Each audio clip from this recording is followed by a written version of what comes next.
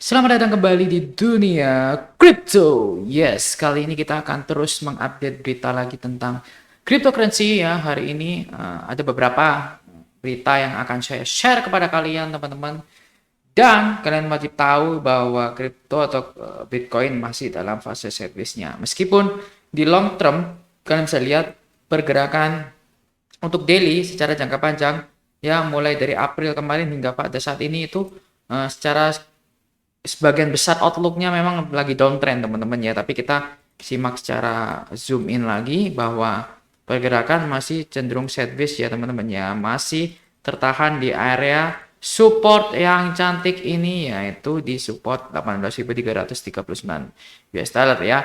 Kita lihat saja, tapi saya rasa tekanan masih akan terus berlanjut teman-teman ya terhadap kripto ini. Outlook saya masih terus berlanjut. Namun kita dukung dengan data CPI bulan Juni. Ternyata mereka sudah merilis dan indeks CPI-nya si Juni, Biro Statistik di Amerika itu mengatakan bahwa ada peningkatan 8,8%.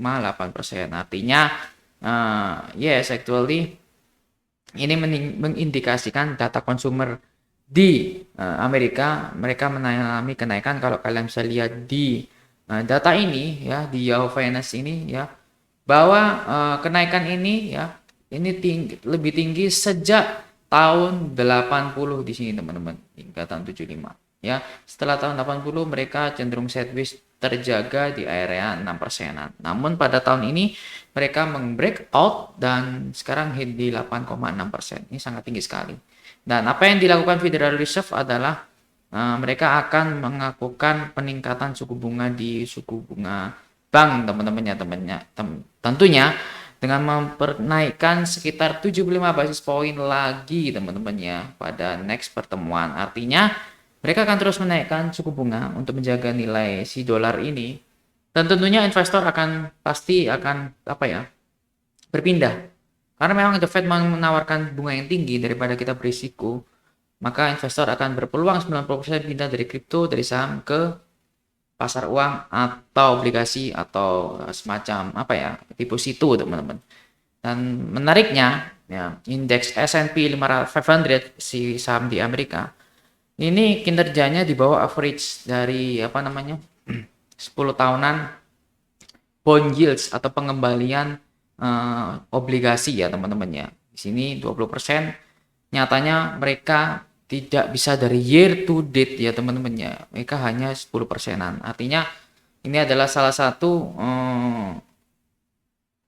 ya, kalian bisa lihat seperti yang di sini teman-teman. Tapi tentunya setelah sideways, ketika mereka sudah mencapai double top sini, mereka akan turun sideways dan kemungkinan akan naik lagi ya beberapa tahun mendatang, atau setelah indeks CPI ini berlangsung normal lagi. Dan tentunya ini bertambah ke kripto, salah satunya adalah penambangan di kripto di Texas turun karena suhu di Texas sangat tinggi teman-teman ya, lebih dari 100 derajat Fahrenheit di bulan Juni, yang artinya memaksa penambang kripto menutup operasinya untuk mengantisipasi jaringan energi yang dipakai untuk mendinginkan server. Artinya pemerintah Texas ingin tidak mengutamakan penambangan kripto, mereka ingin melayani masyarakat daripada nomor satukan penambangan kripto. Dewan Listrik Texas ya meminta penduduk dan pelaku bisnis di Texas untuk menghemat listriknya ya. Karena permintaan listrik ini sangat tinggi ketika saat panas ini, orang banyak menyalakan AC ya, otomatis konsumen listrik tinggi, permintaan tinggi, pasokan harus diimbangi teman-teman ya. Modal pemasok energi ini di Texas itu 79.000 megawatt. Sementara biayanya di Texas itu berkurang ya, untuk membiayai itu sangat terbebani. Makanya ada pilihan bijak untuk menutup tambang kripto ya. Ini artinya tambang kripto yang di mining akan semakin berkurang sehingga pasokan si kripto akan turun. Jadi bertepatan dengan bearish ini, maka orang akan cenderung menjual kriptonya daripada menambang kripto, ya kan? Oke, dan selanjutnya adalah Celsius ternyata sudah mengembalikan 400 juta ya, dalam bentuk Ethereum ya, karena mereka ingin memulihkan perusahaannya teman-teman ya. Langkah yang baik, tapi menurut saya ini artinya mereka membayar pinjamannya di Avalanche ya teman-teman, menggunakan Ethereum.